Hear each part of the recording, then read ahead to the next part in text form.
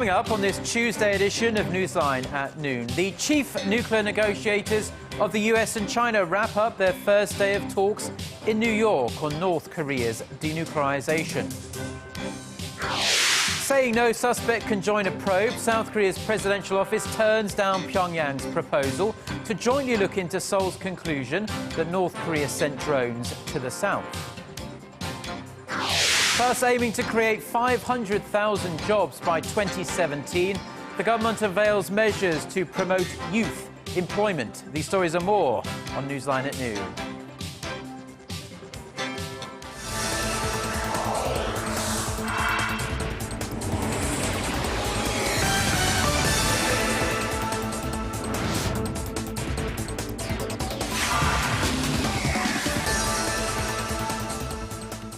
Thanks for joining us. You're watching Newsline at noon. I'm Ju in Seoul. Very good to have you with us. I'm Mark Broom. Let's begin with North Korea's rather bizarre offer to help Seoul investigate the suspected North Korean drones that recently crashed into South Korean territory.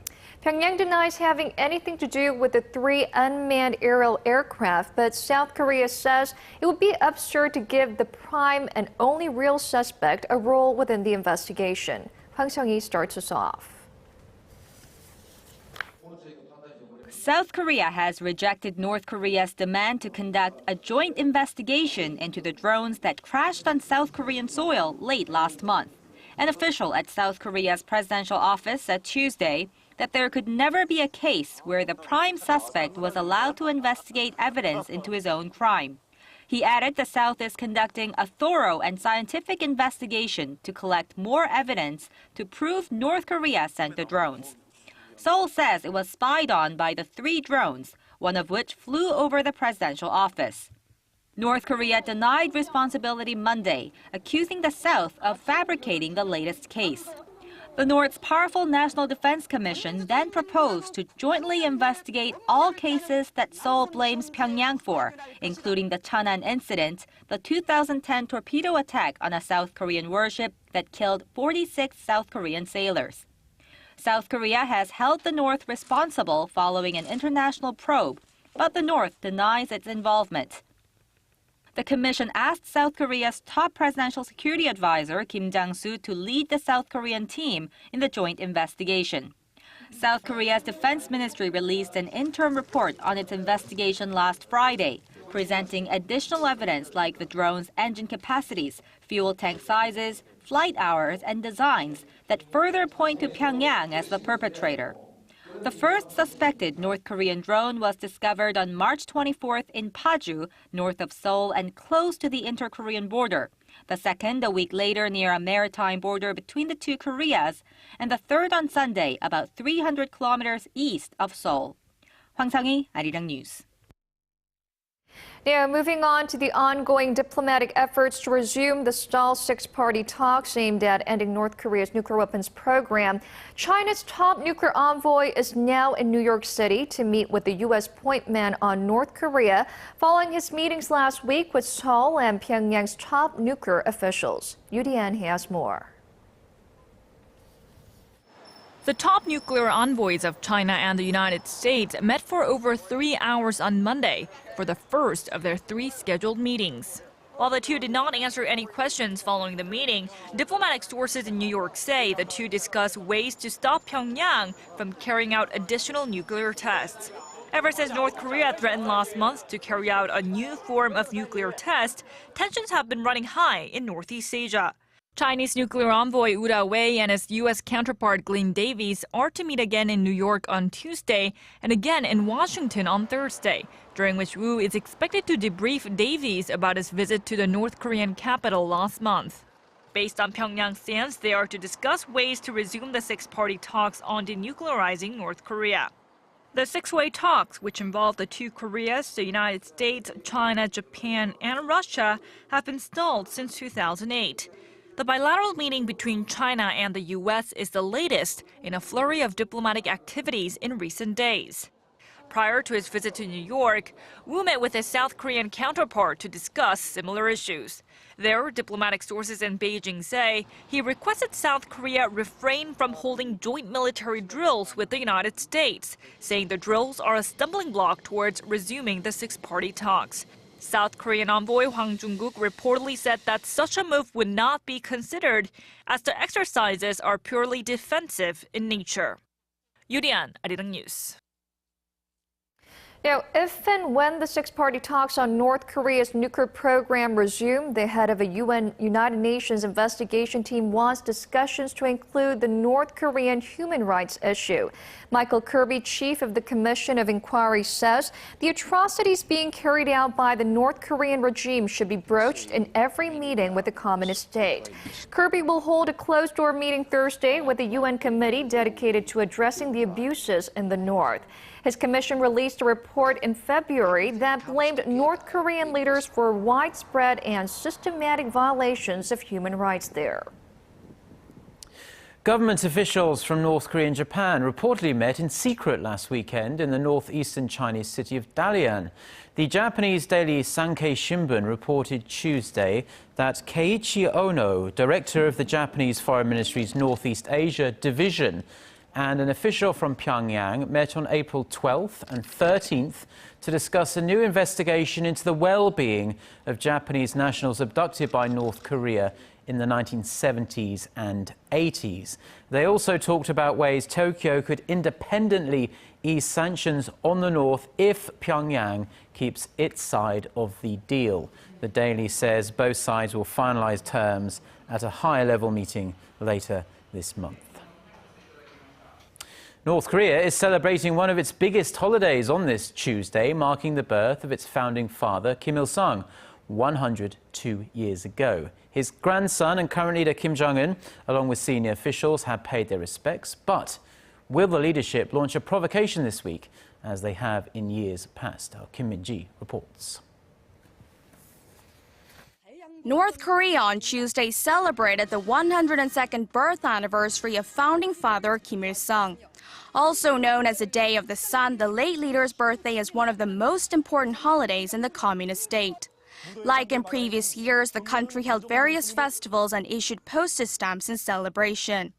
The military also paid respects to the former leader and swore loyalty to current leader Kim Jong-un.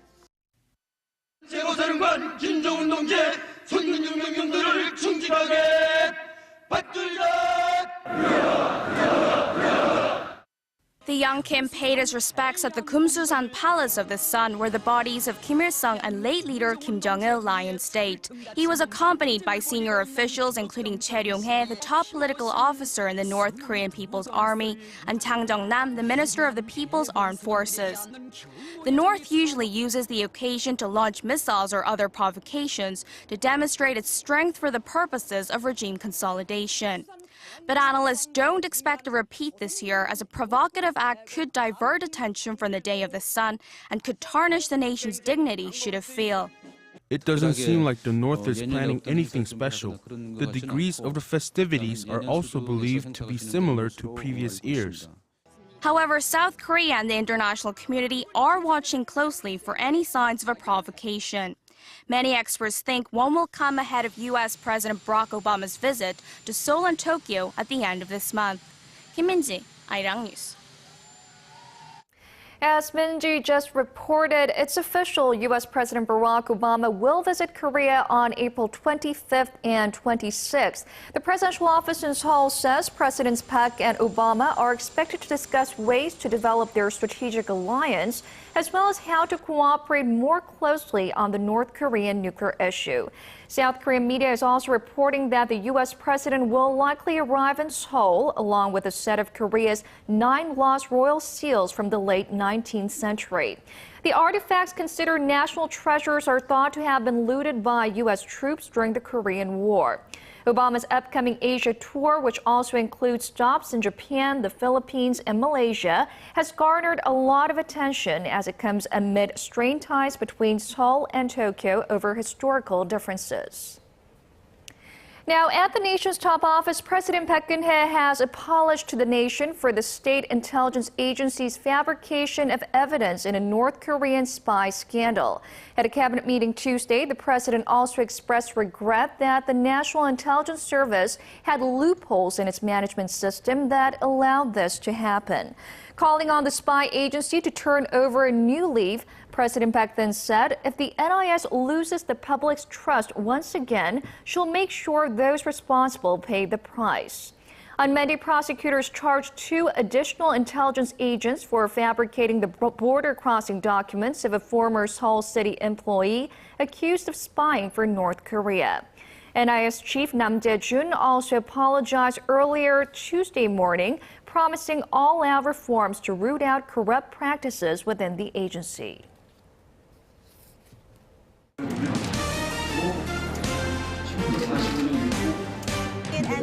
Stay up to date on the latest news out of Korea, connecting to our team of reporters about the issues that matter to Korea. On air, on your mobile, online. Find out more about Korea on Newsline at noon with Mark Broom and Jin-ju. Market researcher, strategy analytics, said Thursday that LG Electronics brought in about 11. The heads of Korea's 10 largest commercial banks have been hauled before the nation's financial regulator. The Financial Supervisory Service wants answers for the recent series of high-profile scandals and disastrous data leaks. It's also demanding measures be put in place to stop anything similar happening again. Kim Ji-yeon reports. Korea's financial watchdog has ordered commercial banks operating in the nation to draw up fundamental countermeasures to deal with corruption and the spate of data leaks that have rocked the banking sector in recent months. The Financial Supervisory Service says the presidents of the banks will be held personally responsible if they don't get a handle on the moral or data breaches. That was the message delivered during a meeting Tuesday morning with the chiefs of the country's 10 largest commercial banks present. The regulator called on the bank heads to modernize their work practices and improve employee ethics by implementing surveillance measures. They include forcing employees to take short leaves of absence so that their computers and files can be examined for any signs of mistakes or wrongdoing. The regulator also called for the rotation of employees to different posts to prevent corruption. The FSS says it will take a closer look at banks that show early signs of problems and conduct an impromptu inspection to prevent financial catastrophe.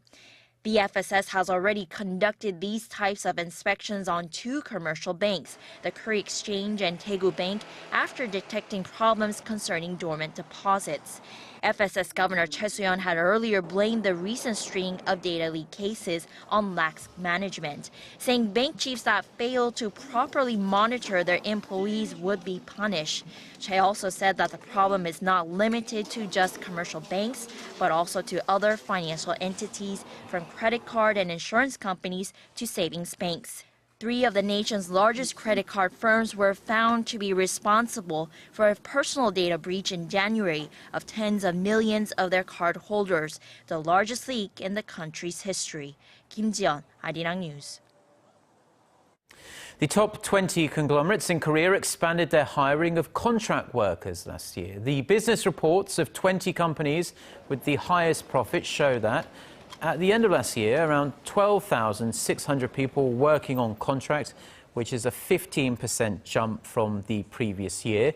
The rate of increase was the biggest at the 3 Hyundai Motor Group companies.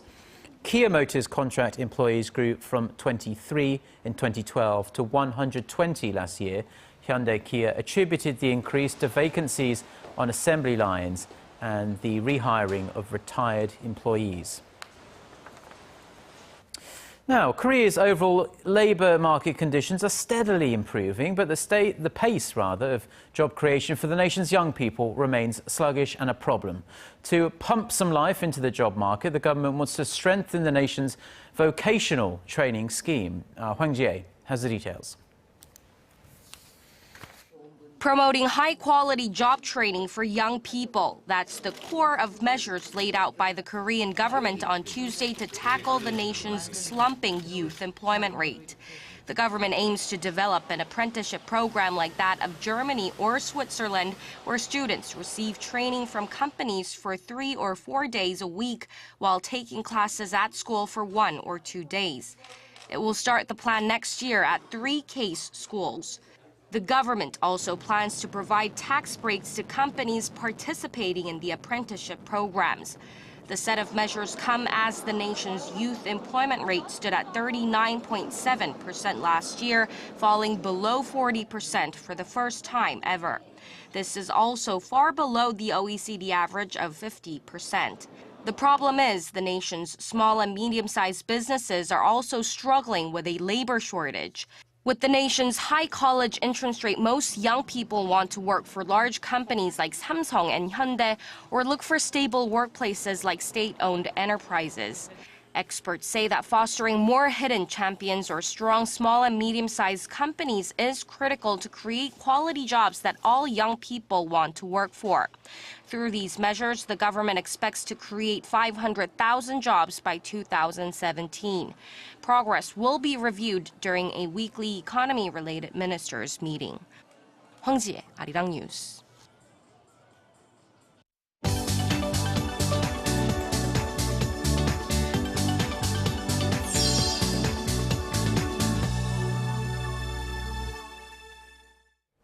Time now for a look at the international headlines we're following at this hour. For that, we're going to connect live to our Eunice Kim, who's standing by, as always, at the news center. Eunice, efforts seem to be focused on finding a diplomatic solution to the fast-moving crisis in Ukraine, but that hasn't stopped tensions from ramping up. That's right, Chinju. Moscow isn't budging while those supporting Russia have occupied more buildings in eastern Ukraine. Here's Connie Lee with more. The unrest continues in eastern Ukraine. The deadline for pro-Russian protesters to leave Ukraine came and went with no withdrawal. Instead, the protesters took control of yet another government building on Monday, this time a police station in Horlivka. If they don't give us a chance to hold a referendum, we'll force them to give us a referendum, because it is the utmost form of democracy. That's it. At least 10 cities or towns in eastern Ukraine are occupied, prompting the EU and the US to threaten greater sanctions, including trade sanctions on Russia over its actions. The White House said it had urged Russian President Vladimir Putin to tell his pro-Moscow protesters to leave the occupied buildings in eastern Ukraine.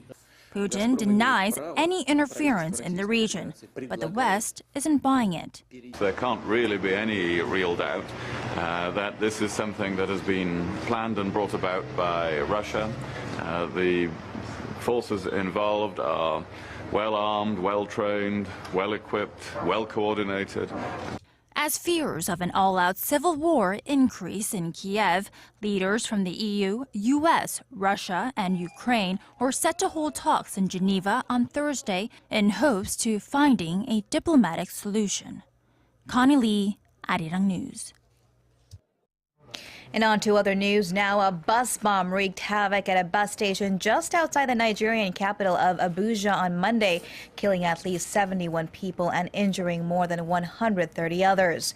The attack happened just before 7 a.m. local time as people were preparing for their morning commute. No group has come out to claim responsibility for the explosion, but Nigerian President Goodluck Jonathan says it bears the hallmarks of a Boko Haram attack.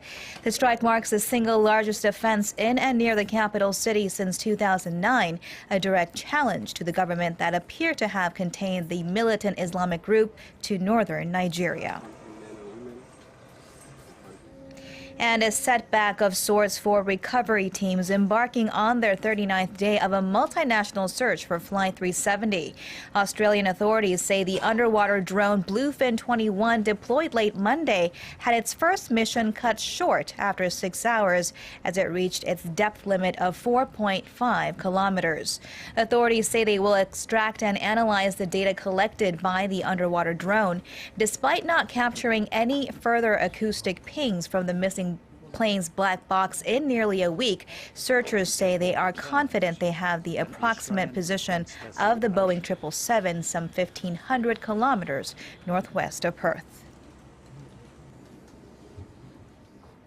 And the Pulitzer Prize goes to The Guardian and The Washington Post. The dailies from the UK and US respectively were named co-recipients of journalism's highest honor for public service. The Pulitzer Board took note of their, quote, authoritative and insightful reports on the US government's electronic surveillance and spying, much of it based on documents leaked by former NSA contractor Edward Snowden. Editor at The Guardian, Alan Rusbridger, said he hopes the prize will prompt U.S. authorities to re-evaluate their position on Snowden. Also on the winners list was the Boston Globe for their breaking news coverage of the Boston Marathon bombing, which marks its first anniversary on this Tuesday. And speaking of which, scooting over to Boston next, where a new study suggests more time in front of the tube is linked to less sleep at night. Harvard University School of Public Health examined data from an existing data set of more than 1,800 children in the Boston area from the time they were 6 months old and until they were nearly 8. It found that for every hour of television a child watches, he or she loses 7 minutes of sleep at night.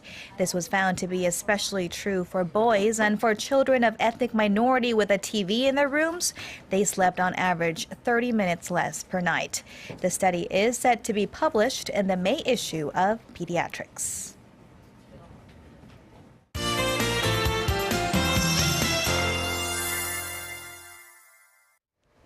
Good afternoon, I'm Lee Ji-hyun with your latest weather forecast. Well, the hottest day of the year so far is here to some regions. Regions in the east will have almost mid-summer-like temperatures with highs hovering in the upper 20s, and city of Daegu will see a high of 28 degrees Celsius. It's going to be a t-shirts and shorts weather there, while Seoul and the surrounding areas will be a couple of degrees cooler in the afternoon compared to yesterday, but that's still above the seasonal averages, knowing that about 17 degrees Celsius is the mean temperature for this time of the year. And it seems like the morning fog will give way to lots of sun in the afternoon, which means it's essential to put on a good amount of sunscreen before heading out. And as we can see, the UV levels will be moderately high down south, so don't forget to apply a good amount of sunblock before heading out, and be sure to drink plenty of water to stay hydrated. And you might want to enjoy this warmth and sun before conditions take a turn on Thursday, when nationwide showers are forecasted. But after that rain, it's going to jump up. Even if the rain drags down the temperatures after the rain will hike up to what we're enjoying these days. So please do keep that in mind, and let's take a closer look at the readings for today.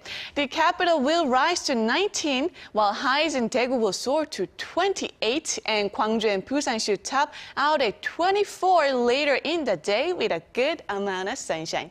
Now let's see how other regions are looking. It looks like Jeju will reach 19, Daejeon will peak at 25, and Dokdo and Mong, Keungang will also have a warm day in store with highs reaching to 20. Well, that's all I have for you today. Enjoy your lunch break and hope you have a wonderful rest of the day. And it's time to take a look at the international weather for viewers around the world.